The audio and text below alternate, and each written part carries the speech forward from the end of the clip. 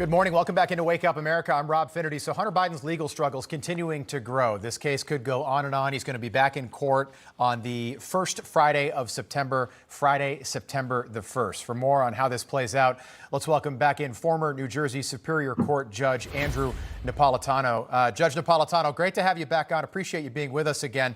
All right, so here we are, a couple days removed from this plea deal not going down the way that everybody thought it was going to go down.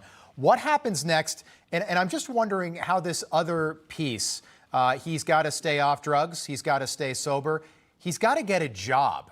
What's he going to do over the next 30 days? Because he's got to go back there with something to show to the judge that is going to encourage her to sign off on whatever plea deal they work out. I wish I had a nickel, Rob, for everybody that asked me in the past 24 hours if his paintings counts as a job. Right. I mean, a job is defined as some productive labor for which you receive compensation. I don't know that he receives compensation for this. However, there is a federal structure for bail, and that structure requires that you not take alcohol, you not take drugs, you not break the law, you work productively, and you report to a probation officer. So these conditions were not tailored for him. These conditions are in the federal rules. How strictly they'll be enforced, I really don't know. I don't know anything about his income. There are people who believe he's fabulously rich on illicit income, and he lives off of that. But if you ask him, he's just a simple painter. Yeah, what happens next? His lawyers and the government's lawyers will start from scratch.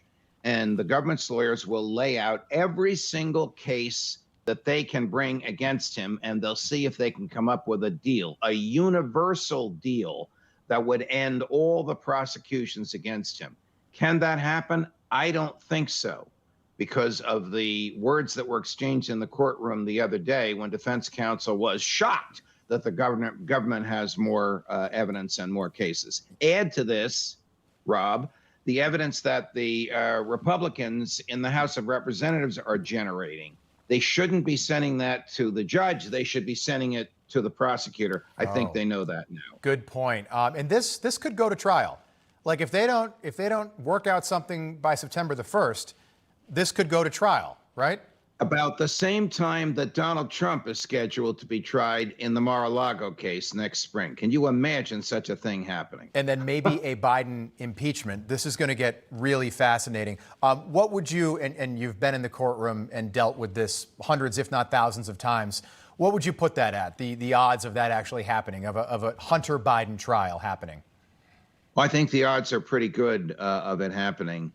The evidence that the Republicans have gathered against him is so substantial, the government can't overlook it. I don't know if David Weiss, the prosecutor in Wilmington, is going to be in charge of a new prosecution, or if it's going to come out of Maine Justice, or if there will be a special counsel appointed, because after all, his father is the person for whom the Justice Department, in theory, works. Right. But I don't think, just from reading the transcript of everything that happened in the courtroom the other day, I don't think there's going to be a universal settlement of all the cases against him. So you're going to see that trifecta in the spring. Okay. Impeachment, Donald Trump on trial, Hunter Biden on trial. Great point, Judge. Also, that'll keep us very busy, Rob. I tell you what, yes, we're going to have a lot to talk about as we make our way through the summer and into the fall. Judge Napolitano, have a great weekend. We'll pick this back up next week, I hope. Thank you.